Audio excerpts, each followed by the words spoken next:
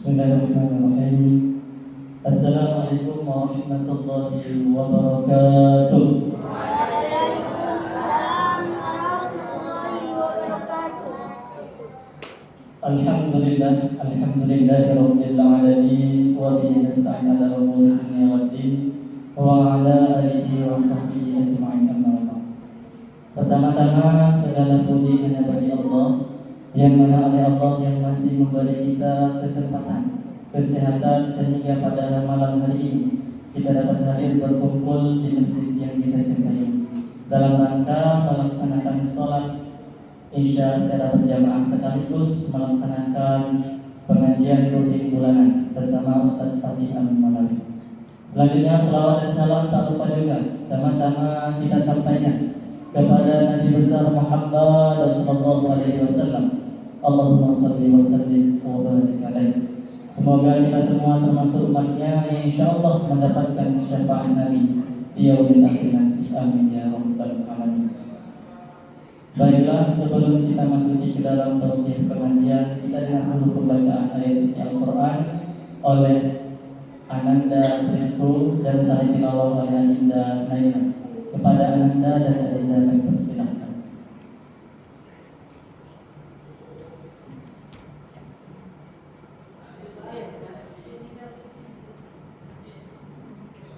Assalamualaikum warahmatullahi wabarakatuh.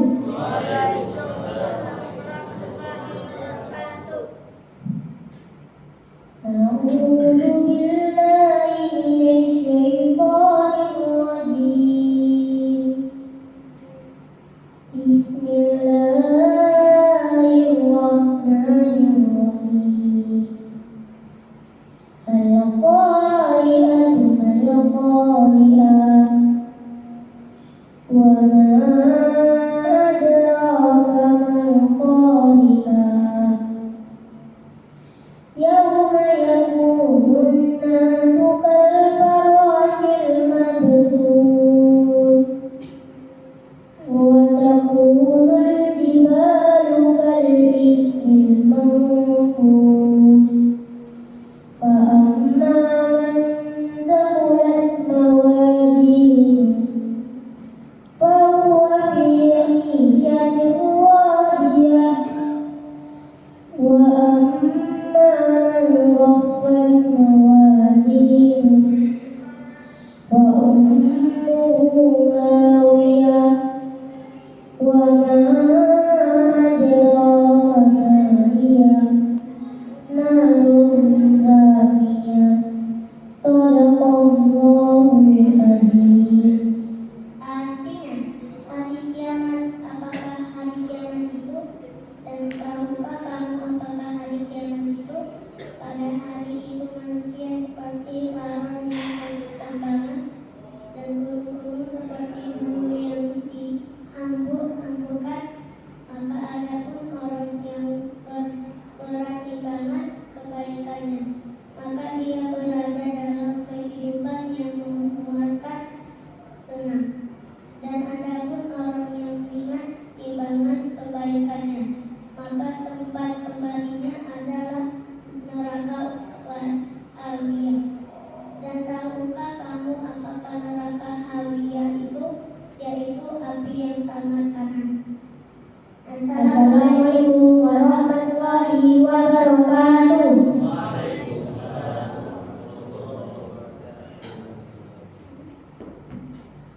Alhamdulillah, semoga dengan pembacaan ayat suci Al-Quran tadi pengajian kita malam ini diberkahi oleh Allah Subhanahu wa taala.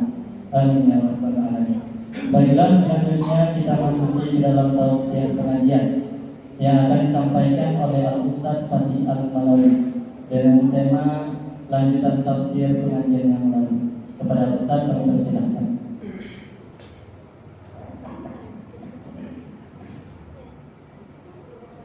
Bismillahirrahmanirrahim. Assalamualaikum warahmatullahi wabarakatuh. Alhamdulillahirabbil alamin mukafian bimazidih. Salatu wassalamu ala sayyidina Muhammadin wa alihi wa sahbihi wa junubi amma ba'd. Ikhwan kiram, sebelum kita mulai pengajian kita ini, ada baiknya kita membacakan suratul Fatihah.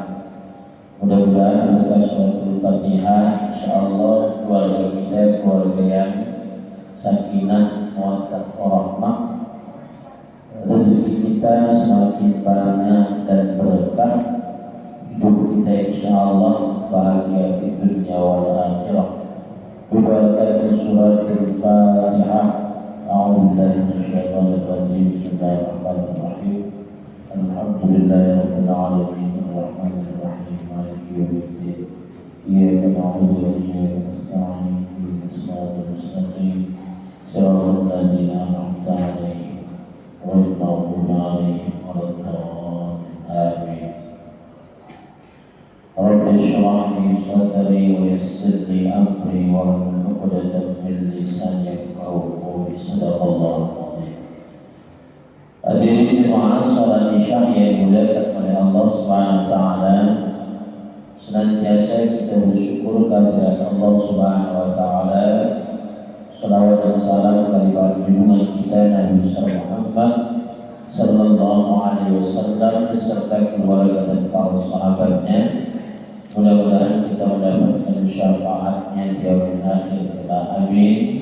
Ya mujibad du'a bis-sa'ilin. Kita masuk pada surah Al-Qiyamah. Di surah Al-Qiyamah ini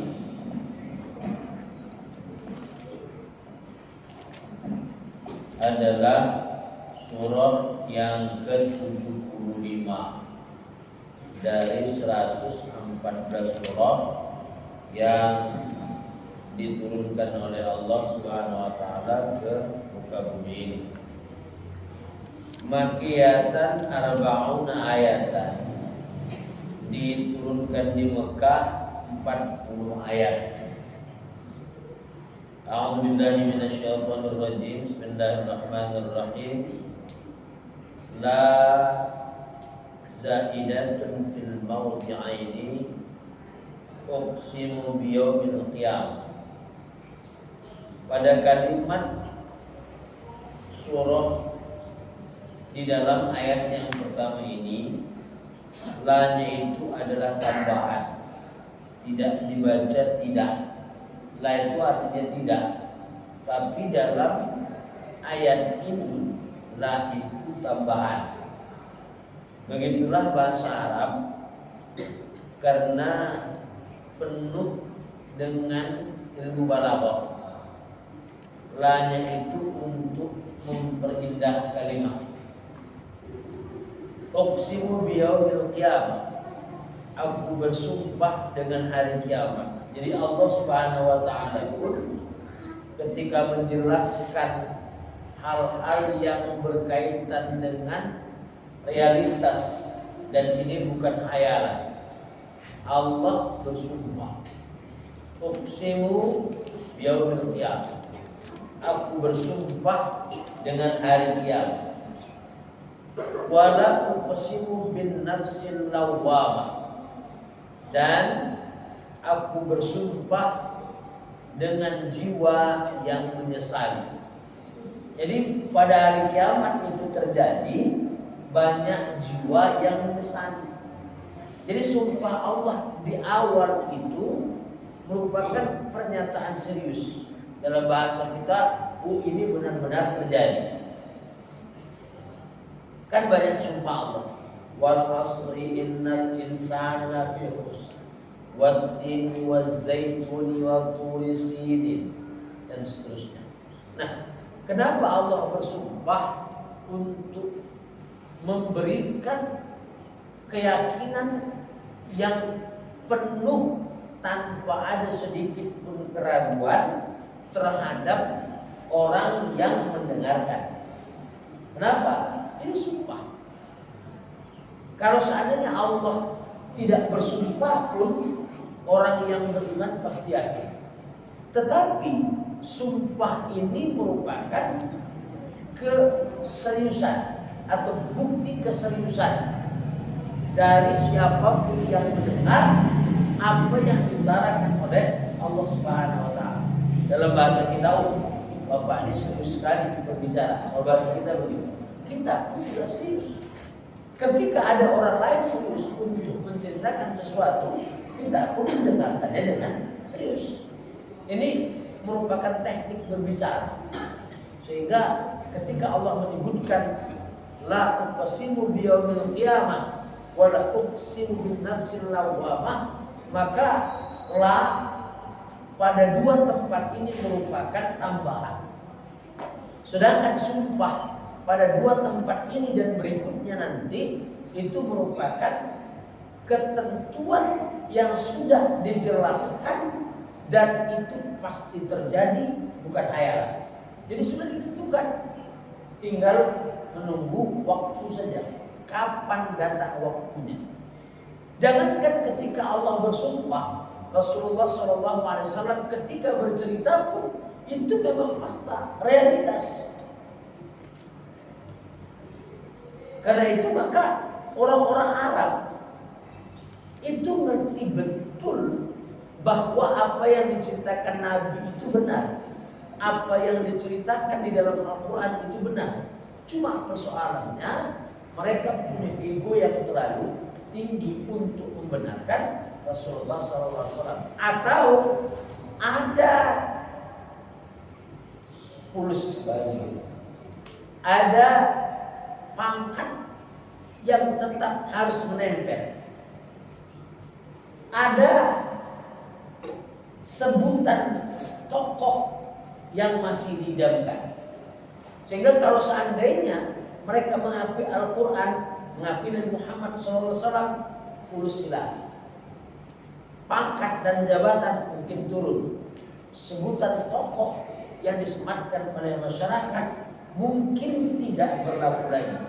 Itulah yang menyebabkan mereka tidak meletakkan hatinya pada Al-Quran tadi itu, tidak meletakkan hatinya pada hadis Nabi SAW.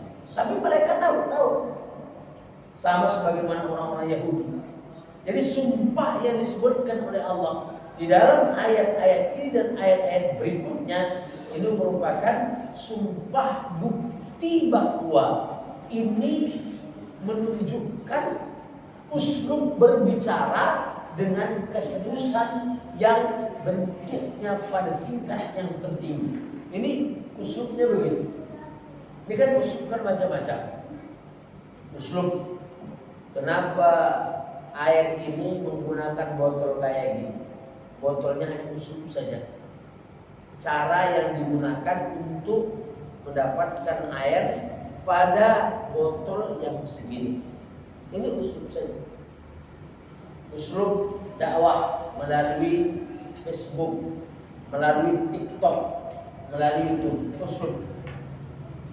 Nah, karena itu maka ketika Allah menyebutkan Al-Quran itu diturunkan dalam bahasa Arab yang nyata, maka uslub cara, gaya berbicara yang disematkan oleh Allah dalam Al-Quran pun menggunakan gaya bahasa Arab yang nyata, yang dipahami oleh orang-orang Arab tersebut. Sehingga sumpah ini termasuk salah satu gaya yang digunakan ketika berbicara dalam bahasa Arab. Cuma ketinggiannya melebihi syair-syair orang Arab, ketinggiannya melebihi puisi, melebihi prosa, melebihi sajak, syair dan lain sebagainya yang pernah ditulis oleh orang-orang Arab tersebut. Nah, ketika disebutkan uqsimu bin nafsil lawwam, aku bersumpah dengan jiwa yang menyesal, allati tadumu nafsuha wa in istahadat bil ihsan, yaitu orang-orang yang menyesali dirinya ketika dia tidak sungguh-sungguh di dalam kebaikan. Jadi ketika kita tidak sungguh-sungguh dalam kebaikan, maka kita pasti akan menyesali. Matanya tak sungguh terbuka, hatinya tak sungguh terbuka, telinganya tak sungguh terbuka, kakinya tak sungguh-sungguh berdiri tegak, tangannya tidak sungguh-sungguh melaksanakan seluruh kebaikan. Ini yang bisa. Matanya pasti akan menyesal, kupingnya pasti akan menyesal, kakinya pasti akan menyesal, tangannya juga menyesal. Kenapa? Wa ini tahadat fil ihsan, karena tidak sungguh-sungguh dalam melaksanakan ihsan, dalam melaksanakan kebaikan. Tak sungguh-sungguh, karena sungguh-sungguh kan. Begitu azan berkumandang Allahu Akbar, Allahu Akbar, sungguh-sungguh mengambil air wudhu, sungguh-sungguh melaksanakan ibadah sholat, sungguh-sungguh menempati waktu di awalnya. Kenapa? Karena satu saat nanti ketika kita berhadapan dengan situasi tertentu di mana hari kiamat itu muncul, siapa yang tidak sungguh-sungguh pasti akan menyesal. Siapa yang tidak betul-betul serius pasti akan menyesal. Ini kan sudah teori kausalitas, teori sebab akibat. Kalau seandainya tidak begini, pasti begitu. Kata Nabi, manjadda wajah. Siapa yang bersungguh-sungguh, siapa yang serius, pasti berhasil. Teorinya begitu. Ketika tidak sungguh-sungguh, pasti gagal. Ini kan kausalitasnya begitu. Karena itu maka ketika Allah menyebutkan uqsimu bin nafsil lawwamah, demi jiwa yang ketika suatu saat nanti Allah tetapkan hari kiamat, maka jiwa itu akan menyesal. Kenapa? Karena tidak sungguh-sungguh dalam melaksanakan kebaikan. Ihsan. Apa ihsan itu? Kebaikan yang didasarkan pada terpujinya kalau memang Allah yang dipuji. Ini kan ihsan. Ma ahsanu, apa yang menjadi kebaikan, ahsanallah, apa yang Allah sebut sebagai sebuah kebaikan. Wa ma qabbah, apa yang tercela, qabbah Allah, apa yang dicela oleh Allah. Itu kebaikan itu adalah apa yang Allah tetapkan sebagai sebuah kebaikan. Sedangkan tercela itu adalah sesuatu yang memang Allah cela. Kebaikan, tercela. Cuma persoalannya antara kebaikan terpuji kemudian keburukan tercela tadi itu banyak tafsiran. Ada orang menganggap ini adalah tidak benar sebagai sebuah kebaikan, tapi ada yang menganggap ini sebuah kebaikan. Contoh misalnya persoalan wirid, persoalan tahlil, persoalan macam-macam. Ini kan terjadi perdebatan, perbedaan pendapat antara apakah ini sebagai sebuah kebajikan atau ini sebuah keburukan. Nah, ini kan terjadi kan perbedaan. Satu bilang, oh kami wirid malam Jumat baca Yasinnya. Satu mengatakan, oh ini bid'ah. Oh ini tahlil kami baca ini kebaikan. Satu mengatakan, oh ini bid'ah. Terjadi perbedaan pendapat dalam persoalan-persoalan seperti itu. Kalau misalnya hal-hal yang masih terjadi perbedaan pendapat, itu masing-masing mengambil pendapatnya secara pribadi. Tidak bisa kemudian menjadikan pendapat orang lain sebagai patokan dan orang lain juga patokan orang lain. Siapa yang memang menyatakan bahwa wirid itu terpuji dengan dalil yang dia miliki, siapa yang menyatakan bahwa wirid itu enggak, itu masing-masing juga. Jadi kan semua hukum begitu. Ada orang mengatakan, oh merokok itu termasuk mubah, boleh. Satu mengatakan haram, terjadi perbedaan.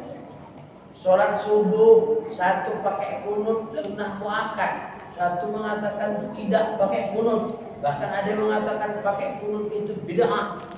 Terjadi perbedaan pendapat. Nah, memang larinya kemana? Bagaimana menyelusuri kebaikan, bagaimana menyelusuri ketercelaan, itu tidak bisa tidak, harus menggunakan ilmu. Memang enaknya Kalau misalnya sebuah kebaikan itu dianggap sama-sama kebaikan, selesai. Sholat 5 waktu, sholat zuhur 4 rakaat, sholat asar 4 rakaat, sholat maghrib 3 rakaat, sholat isya 4 rakaat, sholat subuh 2 rakaat, selesai. Tak ada yang berbeda pendapat. Tak ada yang mengatakan sholat zuhur 4 rakaat bidah, tak ada. Sholat subuh 2 rakaat itu tercela, tak ada. Ini tidak terjadi perbedaan pendapat. Ini sama-sama. Ini dalam ruang lingkup yang sama. Maka kalau dalam ruang lingkup yang sama, selesai. Cari persamaan dan kubur dalam perbedaan. Sehingga kalau sudah seperti itu, umat Islam tak lagi saling gontok-gontokan. Jadi persoalan-persoalan ini ketika kita menganggapnya itu adalah tercela, maka hadirkan dalil dalam bentuk umum atau dalam bentuk khusus, kemudian dicari apakah ini kebaikan atau keburukan. Begitu juga hal-hal yang lain. Jadi begitu. Sehingga ketika disebutkan oleh Allah, uqsimu bin nafsil lawamah, aku bersumpah dengan jiwa yang menyesali, ketika dia menyesal tidak bersungguh-sungguh melaksanakan kebajikan, apa yang dianggapnya kebajikan, apa yang menjadi dalil baik khusus maupun umum menurut ijtihadnya itu sebuah kebaikan. Tapi kalau misalnya hal-hal yang dianggap buruk dianggap kebaikan, nah itu tidak bisa juga. Menurut pendapatku, judi itu kebaikan. Apa pula? Dari mana ceritanya begini? Kebaikan. Nah, ini baru ini fasadat wal munkar. Menurut pendapatku, minum khamr itu kebaikan. Pula minum khamr kebaikan. Jadi hal-hal yang dianggap bahwa itu sama-sama sebagai sebuah kebajikan sudah selesai. Mana yang dianggap fasad, mana yang dianggap kerusakan, ini sama-sama kita anggap kerusakan, selesai. Mana yang menjadi khilafiyah, mana yang menjadi perbedaan, hadirkan dalil masing-masing sehingga masing-masing memiliki dalil untuk menganggap bahwa apa yang dilakukannya itu terpuji, apa yang dilakukannya itu kebaikan, apa yang dilakukan itu adalah hal yang bersifat mendapatkan pahala. Dan itu terkait dengan persoalan-persoalan di dalam khilafiyah, mana terkait dengan kebajikan, mana terkait dengan keburukan. Ayahsabul insan allan najma'a idhamah. Apakah manusia itu menganggap bahwa ia tidak akan kami kumpulkan bersama dengan tulang belulangnya? Yang dimaksud dengan ayahsabul insan itu adalah al-kafir.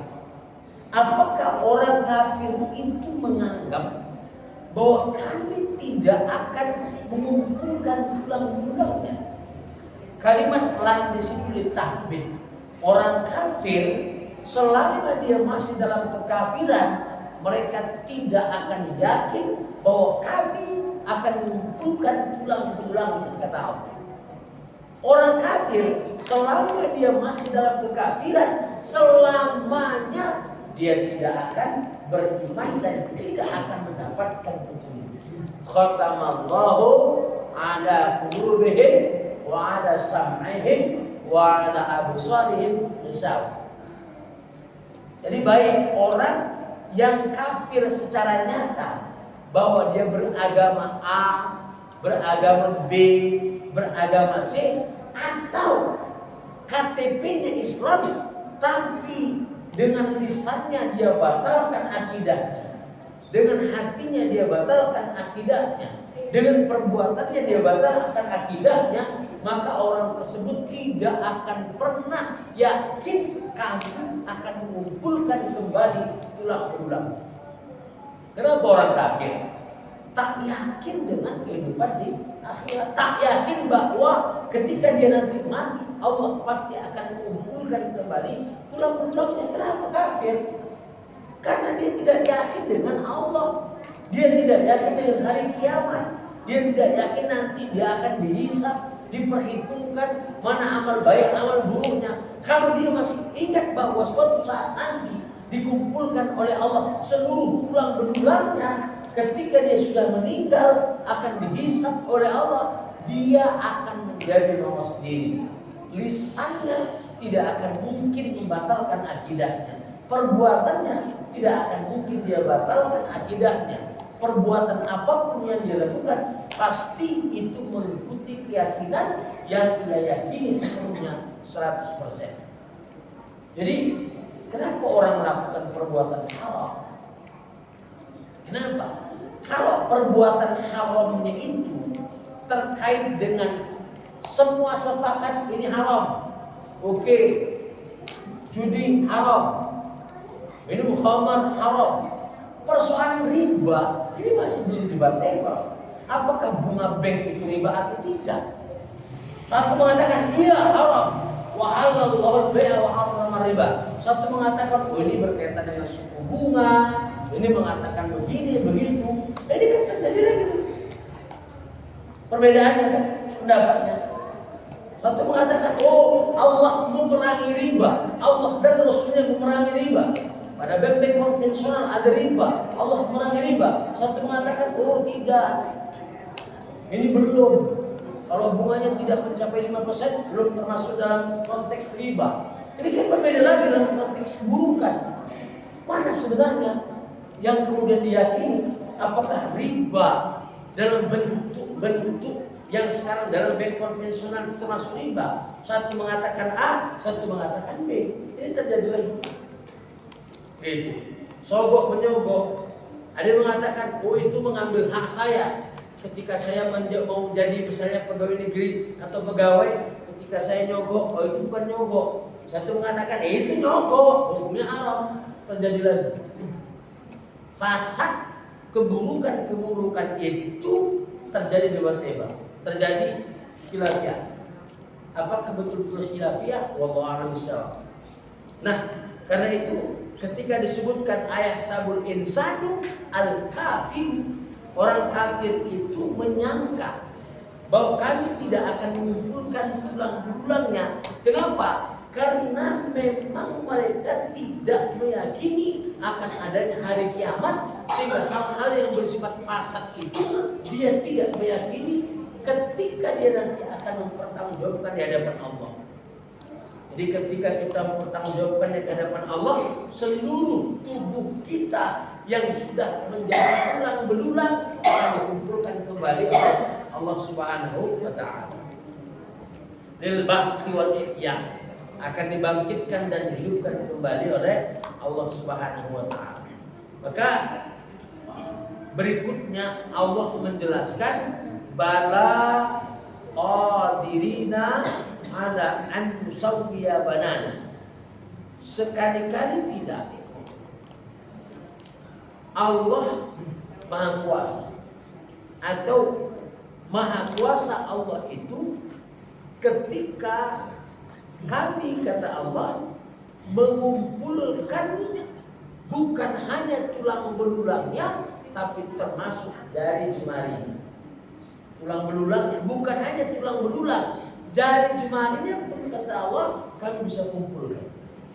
Ini menunjukkan bahwa kekuasaan Allah Subhanahu wa taala untuk mengumpulkan kita kembali secara utuh bisa.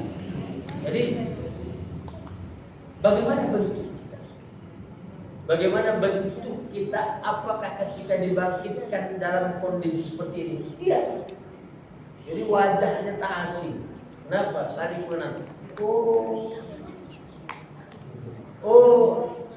Kalau seandainya dibangkitkan dalam bentuk yang berbeda, wajahnya berbeda, pasti tak akan kenal. Tetapi ketika disebutkan kita nanti dikumpulkan dalam bentuk tulang belulang, jari jemarinya seperti semula, maka pada saat itulah Allah menghidupkan kembali kita seperti kita hidup dalam dunia. Cuma umurnya sekitar 25 sampai 30 tahun. Tapi wajahnya wajah itu.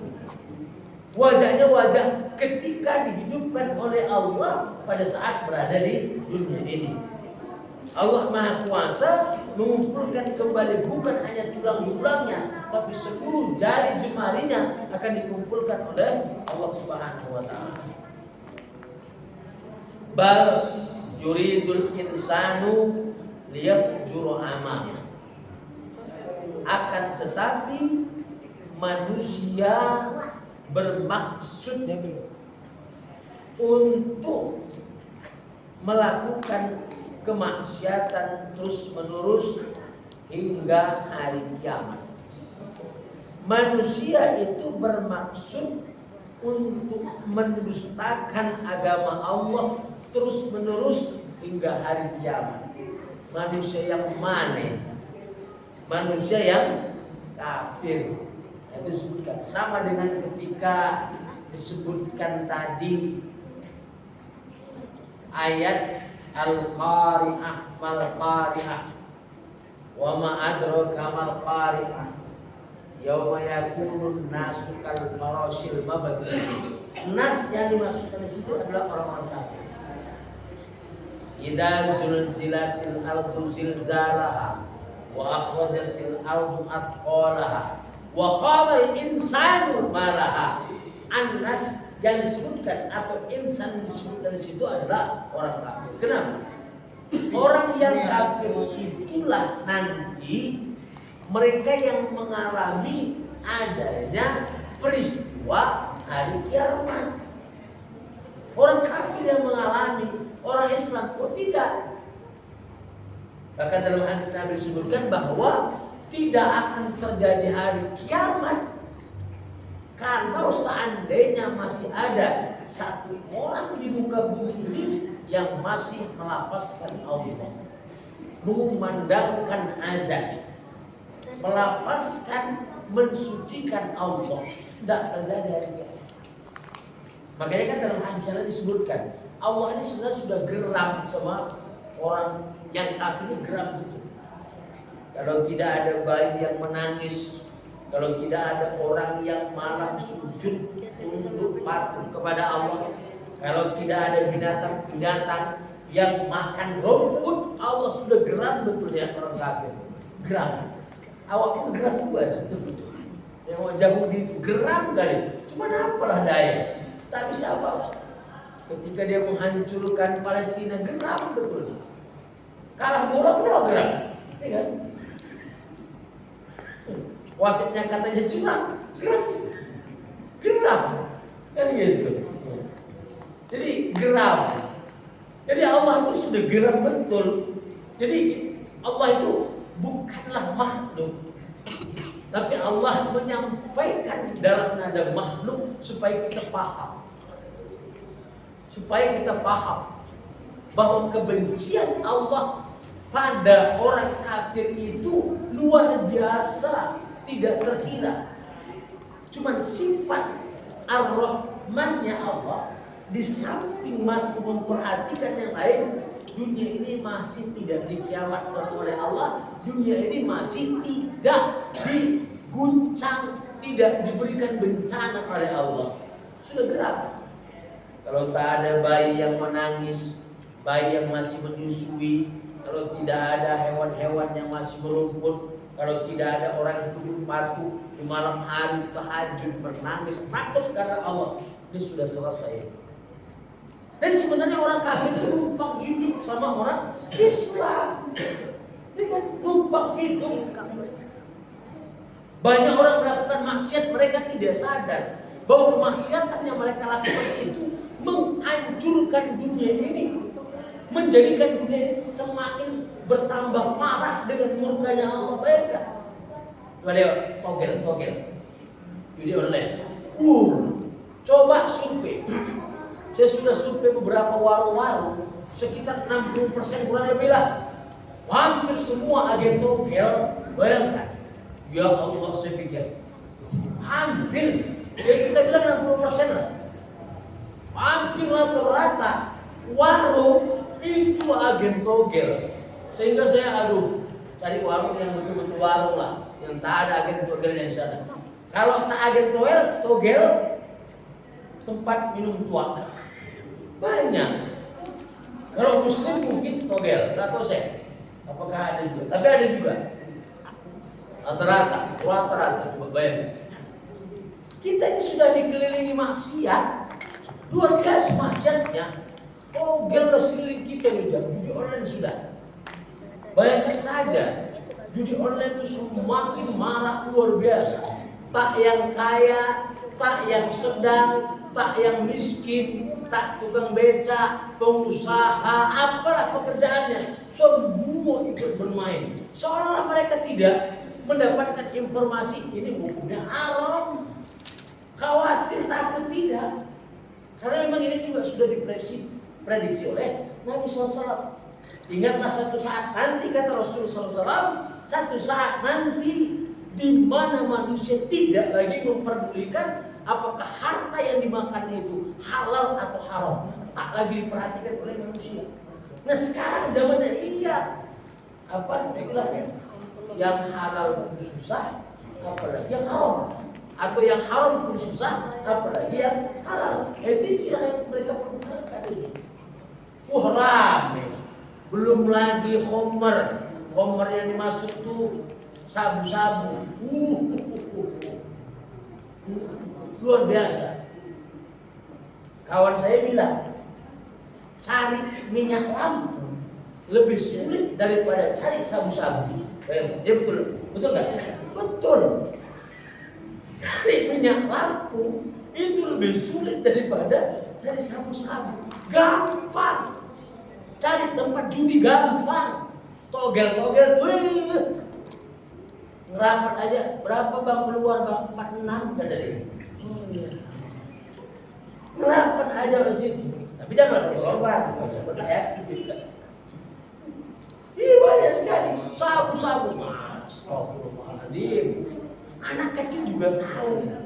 Lah kok misalnya aparatur negara tidak tahu? Nggak mungkin. Judi, togel online nggak tahu, mungkin. Orang bodoh juga tahu. Ini kan keseriusan yang tidak ada keseriusan untuk memberantas ini, atau ada backup di belakang itu. Kalau kemudian kita biarkan misalnya, biarlah masing-masing. Nggak bisa. Kita punya tugas. Wal asri innal insana lafi khusr illa alladziina aamanu wa 'amilus shalihaat wa tawassaw bil haqqi wa tawassaw bis sabr. Kita punya tugas itu demi masa. Allah bersumpah lagi. Innal insana lafi khusr. Sesungguhnya seluruh manusia dalam keadaan merugi. Siapa yang tidak merugi? Illa alladziina aamanu, kecuali orang beriman tidak merugi. Tapi orang beriman pun tetap merugi kalau dia tidak wa amilus shalihaat. Orang beriman dan beramal soleh pun masih merugi kalau tidak wa tawassaw bil haqqi wa tawassaw bis sabr. Tidak saling menasihati. Apa ini? Tugas dakwah amar ma'ruf nahi munkar. Kalau kita menggunakan lisan, tapi mereka negara punya aparat negara, punya alat kelengkapan negara, ada tentara, ada polisi, ada satpol pp. Marro'a minkum munkar fadluhu biyadi. Barang siapa yang melihat kemungkaran, cegah dengan kekuatan. Kita punya kekuatan, tapi negara punya kekuatan. Itu tugasnya. Fa'ilam yastati, kalau tak mampu apa yang dilakukan? Fabilisani, baru tugas kami. Tugas kita semua. Tugas para ulama, para ustadz, para tokoh, andai tolan, tugas kita semua sesama muslim. Fa'in lam yastati fa biqalbi wa dzalika aqrabu iman. Kalau tak sanggup dengan hati. Apa dengan hati? Ada togel maksiat, jangan datang. Ada sabu-sabu maksiat, benci. Ini benci tidak. Ada sholat asar dia, sama-sama dia terkekeh di situ di warung itu dengan pembahas togel. Habis sholat asar, lobenya masih nempel. Pulang habis asar, belum masih nempel tobe. Sehat, ya. Apa keluar? Dia tidak main. Apa keluar tadi? Asik lagi. Aku pasang 45 keluar 46. Aduh. Ini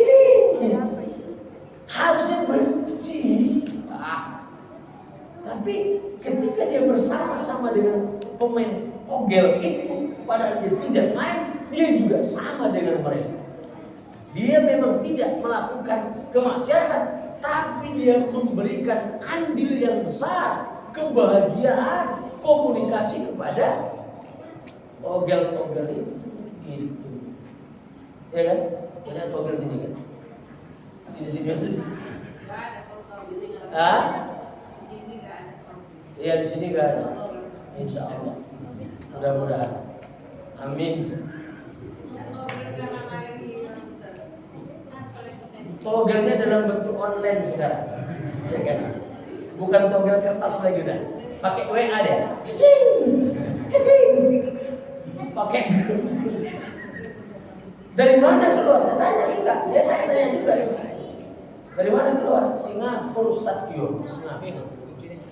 Singapura. Ada yang dari Korea. Ada yang dari China. Nah, macam lah itu. Nah, itu nggak pakai kertas lagi sekarang. Pakai WA udah canggih. Astagfirullahaladzim. Nah, itu ya. Maka orang-orang seperti itu dia tidak yakin dengan akan dihidupkan kembali oleh Allah nanti di akhirat beserta seluruh tubuhnya. Semuanya lengkap, mulai tulang bulan sampai jari jemarinya akan dikumpulkan oleh Allah. Bal yuridul insanu liyafjur amamah. Padahal dia sudah paham mungkin ya dengan hari kiamat, namun kenapa dia terus-menerus membangkang perintah Allah? Kenapa dia terus-menerus mendustakan agama? Kenapa dia terus-menerus melakukan kemaksiatan ini? Bahkan dia bertanya lagi, yas'alu ayyana yaumul qiyamah.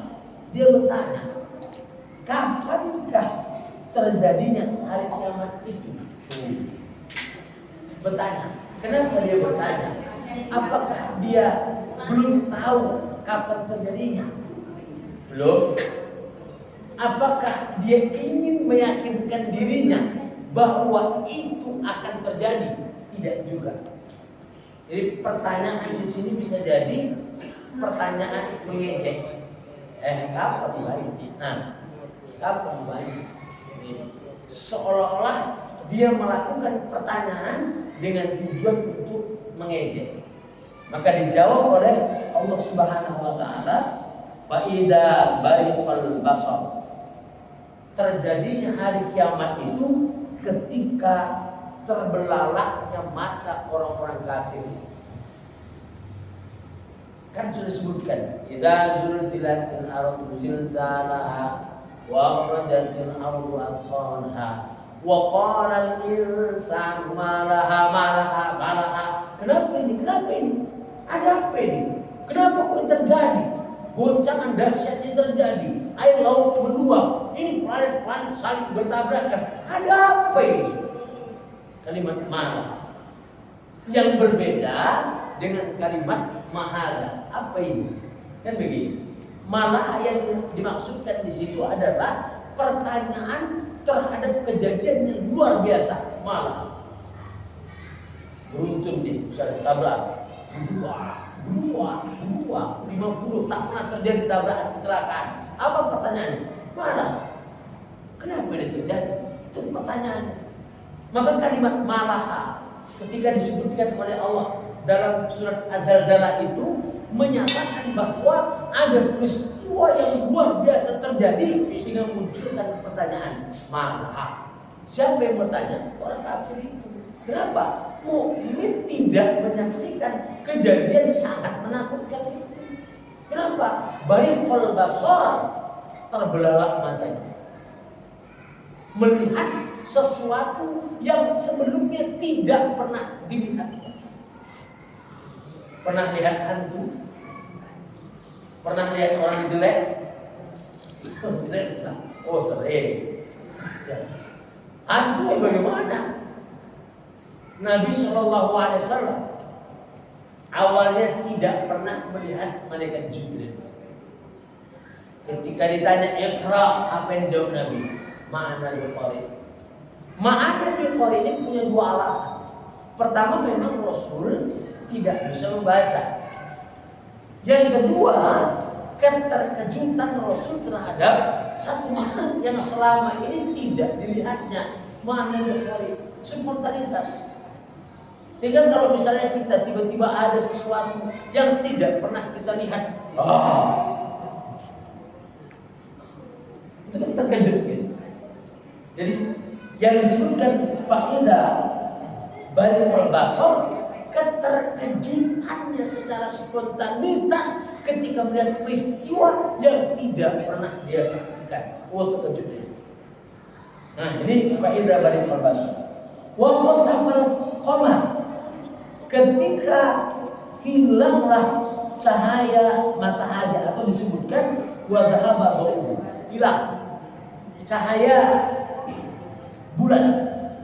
Bulan kan memang kalau kita belajar tentang planet itu kan tidak memiliki cahaya sendiri. Cahayanya adalah pantulan dari matahari. Hilang. Pantulan matahari kepada bulan hilang. Kenapa? Karena matahari pun kehilangan cahaya juga. Bulan hilang karena pantulan matahari. Karena apa? Matahari kehilangan cahayanya. Ini disebutkan oleh Allah, wa jumi'a syamsu wal qamar, dikumpulkanlah matahari dan bulan, dijadikan satu tempat. Ketika kita melihat misalnya matahari kalau terbit dari sebelah timur, tenggelam dari sebelah barat, bulan sebaliknya muncul dari sebelah barat, nanti akan bersamaan. Bulan dan matahari akan sama-sama muncul dari sebelah barat, bukan dari sebelah timur. Wa jumi'al syamsu wa jumi'al syamsu wal qamar. Yaqulul insanu, maka manusia yang kafir tadi bertanya lagi. Pada saat itu apa yang ditanyakan mereka? Ainal mafar. Kemana tempat lari kita? Kemana mau lari? Ke sana tak bisa, ke sana tak bisa, ke sana tak bisa. Jadi kalau sudah ada peristiwa yang menegakkan, maka biasanya orang itu takkan sadar bahwa dia telah melakukan sesuatu yang sesuatu itu sebenarnya di luar nalarnya sendiri. Contoh dikejar anjing misalnya, maka lompatannya yang biasanya tidak pernah mencapai 3 meter itu bisa mencapai. Kenapa? Karena ketakutan yang begitu. Ya? Itu ketakutan. Nah, kemana tempat lari? Kala la wazan. Sekali-kali tidak ada tempat bernaung. Tak ada tempat lari. Mau kemana lari? Ya? Ke sana tak bisa. Ila rabbika yawma idil mustaqar, ila rabbika yawma idil mustaqar, hanya kepada Tuhanmu pada hari itu tempat kau berlindung. Ya bagaimana ketika dia di dunia menjauhi Tuhan, ketika di dunia dia tidak dekat dengan Tuhan, bagaimana Tuhan menjadi tempat berlindung? Kenapa kita ini bisa menjadikan tempat berlindung?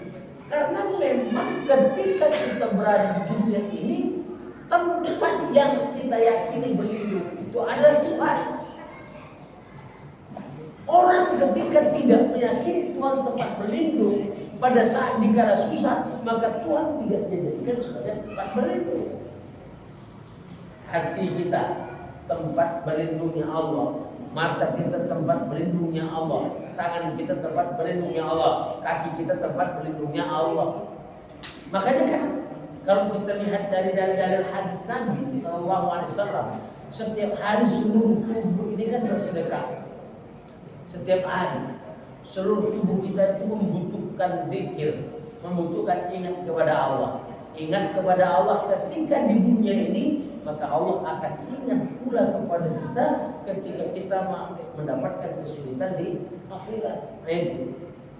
Jadi tempat berlindung itu adalah Allah. Yunabba'ul insanu yauma idzin bima qaddama wa akhar. Pada saat itu dikabarkan manusia tentang apa yang dia lakukan dan apa yang dia lalaikan. Balil insanu ala nafsi basirah, akan tetapi manusia itu sendiri yang akan mengabarkan tentang hatinya, tentang jiwanya, mempersaksikan seluruh apa yang menjadi perbuatannya. Seluruh tubuhnya akan menjadi saksi, walau alqa ma'adirah, walaupun dia mengemukakan banyak alasan. Mulut banyak alasan, tapi nanti di akhirat bukan hanya mulut yang menjadi saksi. Bahkan dalam Quran surah Yasin disebutkan, al-yawma nakhtimu ala afwahihim wa tukallimuna aydihim wa tashhadu arjuluhum bima kanu yaksubun. Pada hari ini kata Allah, kami tutup mulut mereka. Kami tutup mulut mereka. Wa tukallimuna aydihim, bicaralah kedua tangan. Tangannya ngomong. Wa tashhadu arjuluhum, bersaksilah kakinya terhadap apa yang dia lakukan.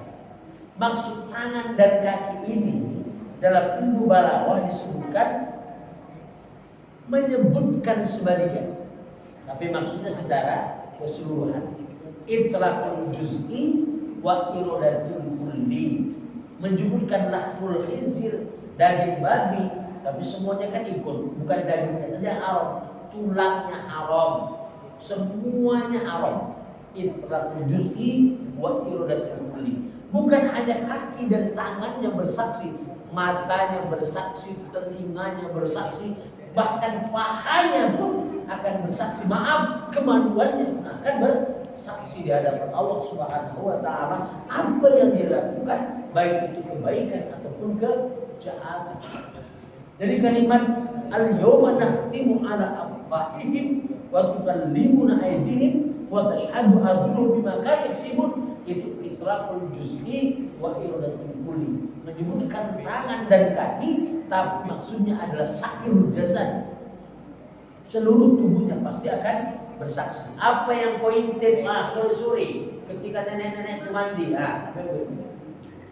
apa yang kau dengarkan? Ya, kemana kau? Ke Bandar Baru? Ngapain ke Bandar Baru? Ngapain di sana? Semuanya bersaksi. Semuanya bersaksi di hadapan Allah Subhanahu wa taala. Ngomong sedangkan mulutnya ditutup, semuanya bersaksi. Kemana kita hendak lari lagi? Kemana kita mau mengelak lagi? Tak bisa mengelak.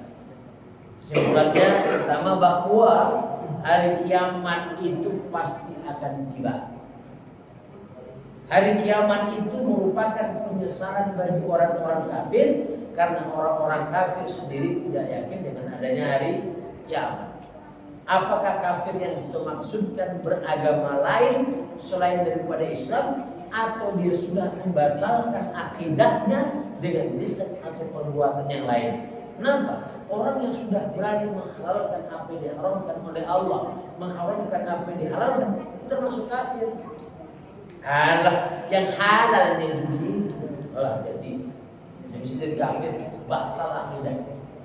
Halah, kalau sikit-sikit minuman apa itu tua, minuman ini itu halal itu. Nah, jadi itu bisa membatalkan akidah. Walaupun KTP-nya Islam, tapi akidahnya sudah batal, masuk dalam kategori orang-orang kafir.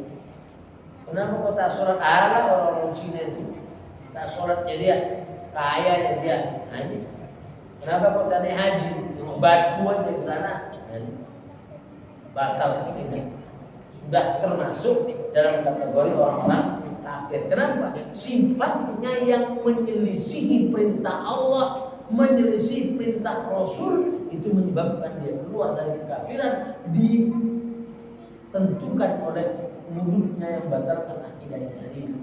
Jadi orang-orang kafir pasti akan menyesali ketika terjadi hari kiamat. Dan yang ketiga, setiap diri pasti akan bertanggung jawab terhadap apa yang dia lakukan, apakah itu soal kewajiban yang dia tunaikan atau kewajiban yang dia lalaikan. semuanya akan bersaksi.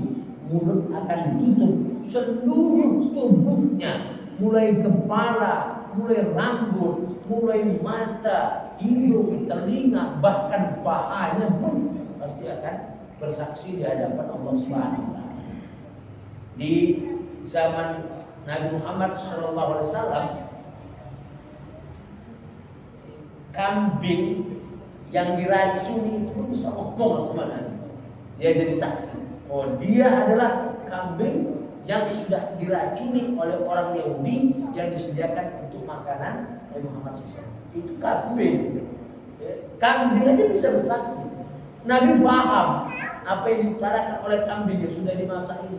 Kata Rasul, ini kambing sudah diracuni oleh orang-orang Yahudi. Gitu. Jadi itu aja sudah bisa. Apalagi nanti manusia yang memang sehari-harinya berkata, maka tidaklah heran apa yang menjadi kuasa Allah ketika Allah telah menentukan mulut ditutup tidak bisa berbicara, seluruh anggota tubuh yang berbicara, maka pada saat itu pasti akan terjadi. Demikian dapat saya sampaikan, mudah-mudahan ada manfaatnya. Kalau nanti ada pertanyaan, pada tempat orang sudah dipersilakan. Baiklah, selanjutnya mungkin dari para jamaah, Bapak Ibu ada yang ingin ditanyakan, kami persilakan.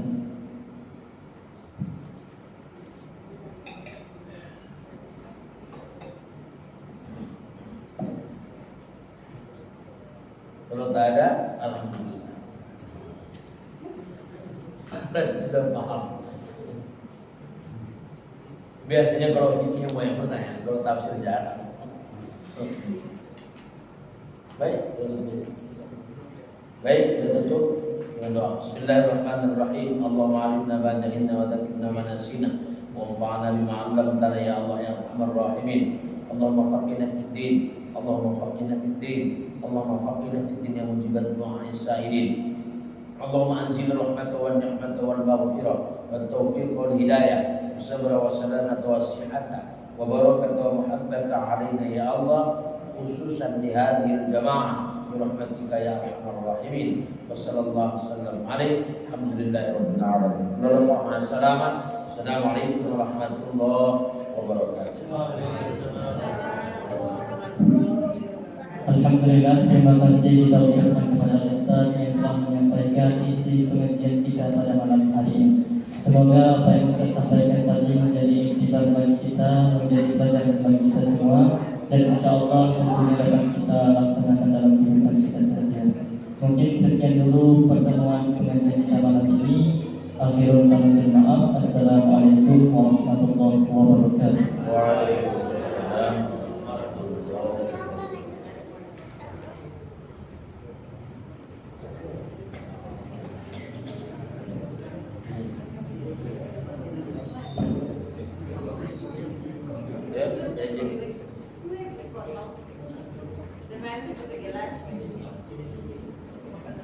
Terima kasih.